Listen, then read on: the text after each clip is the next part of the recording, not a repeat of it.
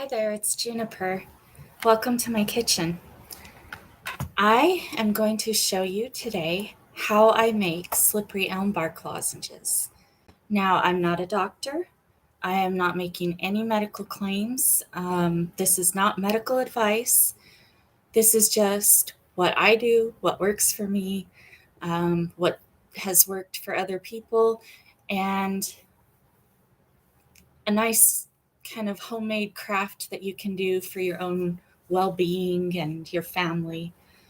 So there are a lot of ways that you can customize this. I usually use peppermint extract or something like that to flavor it and to add a soothing property to it. But I thought I had some and I don't. So today, what I'm going to be using is some warm spices, cinnamon, ground cloves, and ginger powder, which I also find very soothing. And many of these spices and herbs have also been shown to have antimicrobial properties and to help our immune systems, our digestive systems. There are studies out there that you can read if you are interested.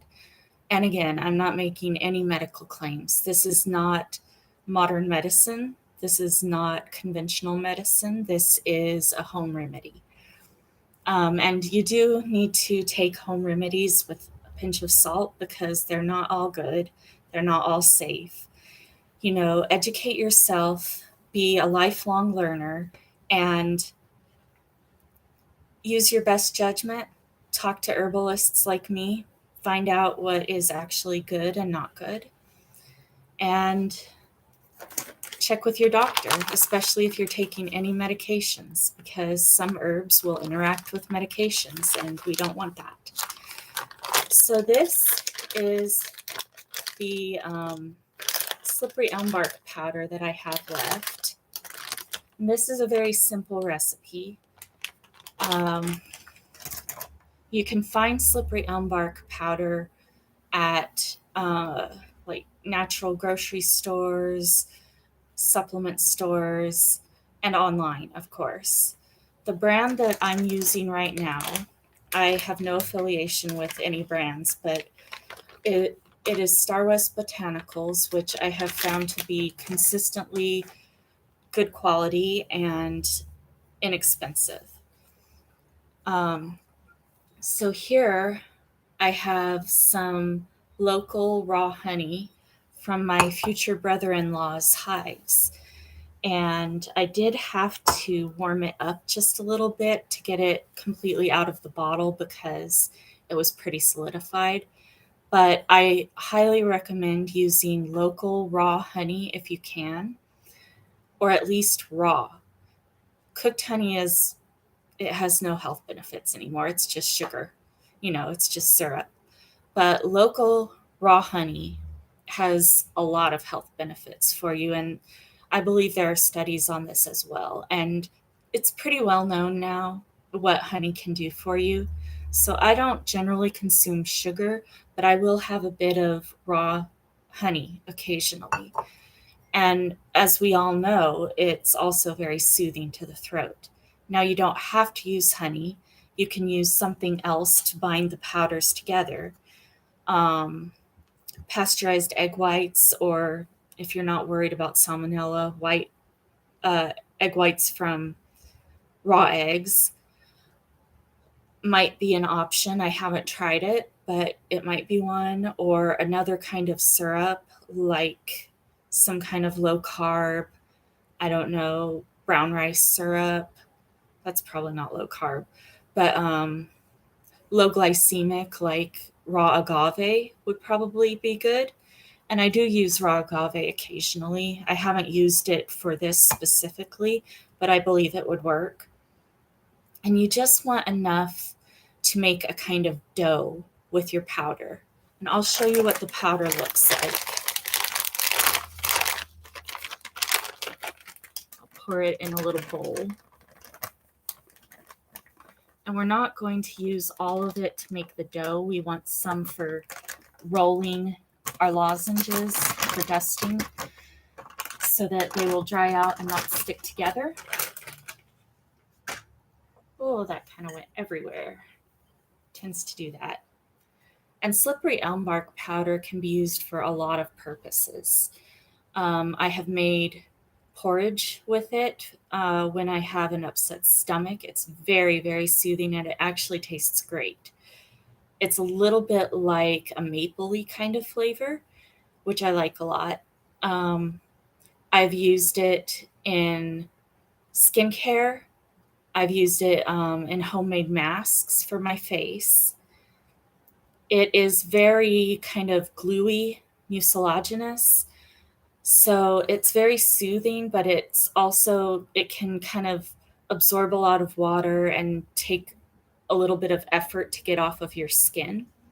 So just be aware of that if you use it in skincare. It's also great in soaps, though I haven't made any of my soaps with it yet, but I plan to. It's very soothing, very similar to like oat powder or, colloidal oatmeal. It's just really great for healing tissues. Again, not a medical claim, not medical advice. Always check with your doctor before you use any herbs or supplements, or a pharmacist at least. So there's our beautiful powder, and I'm going to put most of it into the honey, but not all of it. And some other ideas for ways to flavor them, and you don't have to flavor them, you can leave them plain. But sometimes it's nice to have some different flavors, and they can also add a soothing property to your lozenges. So I thought maybe like anise would be good if you like anise, or licorice extract.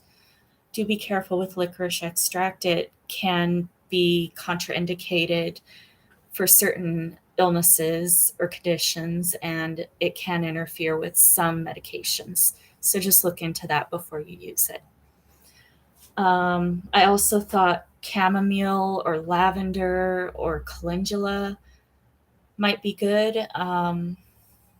Marshmallow would be great. Anything really soothing like that, anything kind of tonic that you can take internally, because obviously you're going to be ingesting these. So obviously have a clean workspace, clean hands, clean utensils, everything. While I'm thinking about that, I better roll up my sleeves. So spices like sage or lemon juice would be good, probably. You would have to adjust for the extra liquid. You could even make them vanilla flavored or add some cocoa powder if you like. Whatever floats your boat as long as it's safe and effective. So I'm just going to add a little bit of ground cloves, like about half a teaspoon or so, maybe a little bit more. I like the flavor of cloves, but a lot of people need it to be more subtle than I do.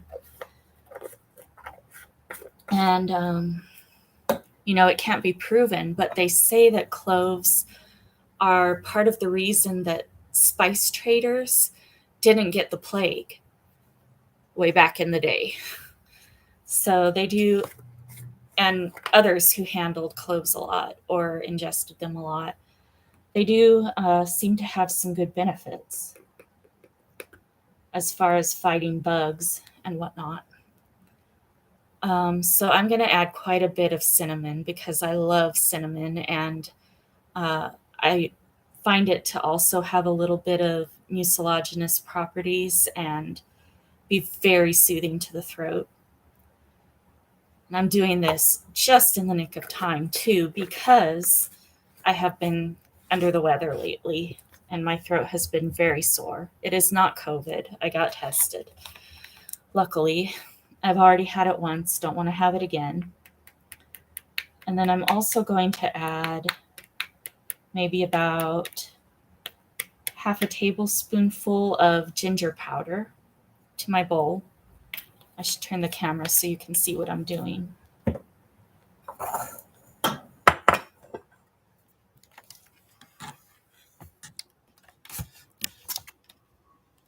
There, I think you can see now. Please don't mind our mess. It's a work in progress.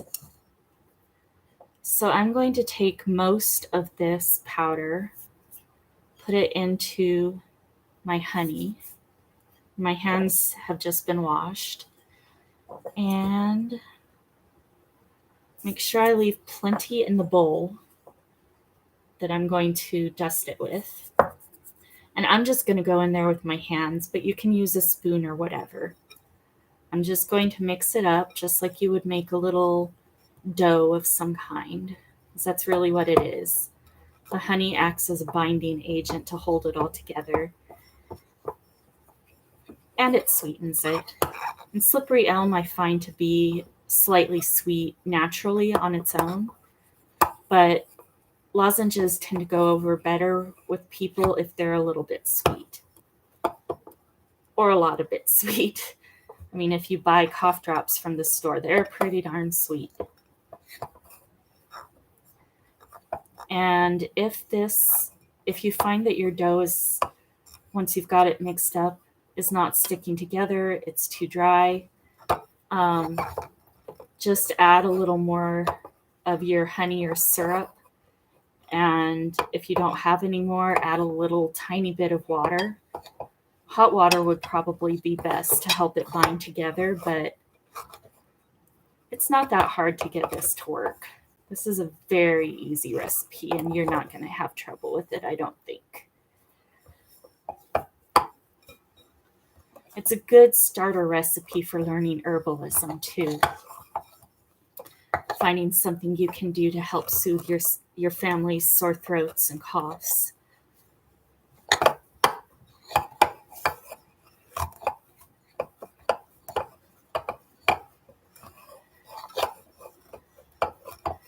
So just mix it up by hand, knead it like you would knead bread dough. Try to get it kind of all consistent and even.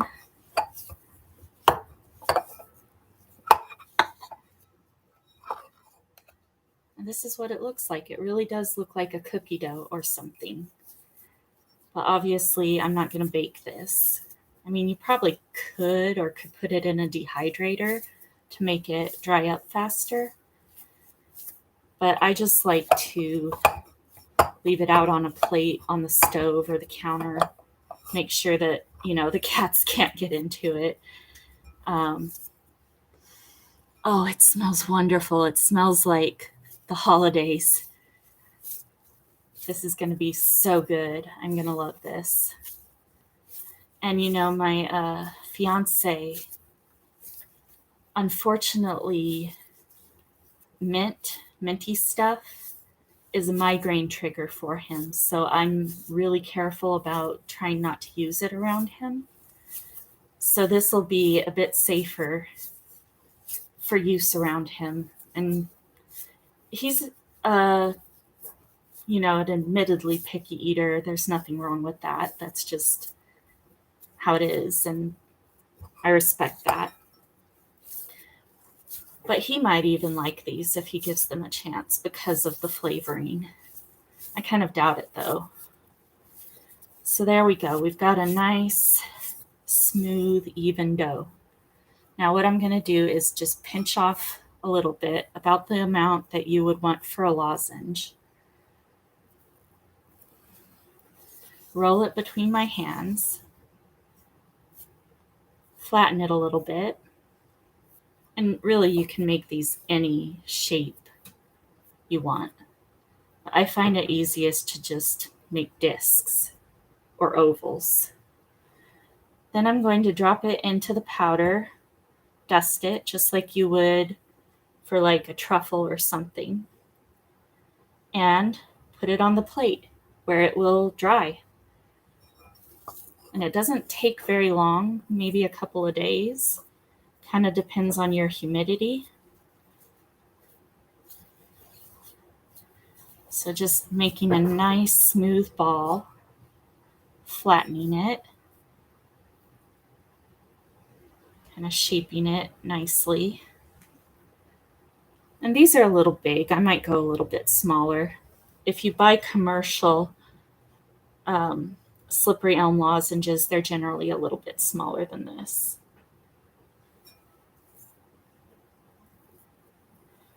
And it's true that they're great for singing. If you're a singer, they help me a lot.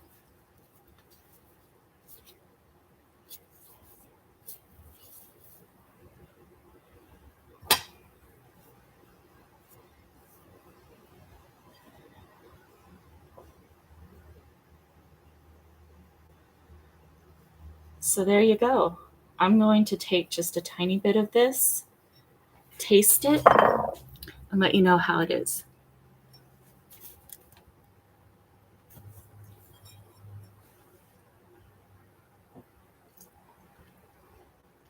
And you can suck on them, you can chew on them. It doesn't really matter. Letting them dissolve in your mouth is probably more effective for soothing. And that's great. It's just the right amount of spice, not too much. It's warm, it's sweet, it's fragrant. Very, very nice. No complaints here. So I hope you enjoyed that, and I hope you learned from it. And I will do more of these kinds of videos in the future, so stay tuned. Please like, share, and subscribe. And have a good day. Bye.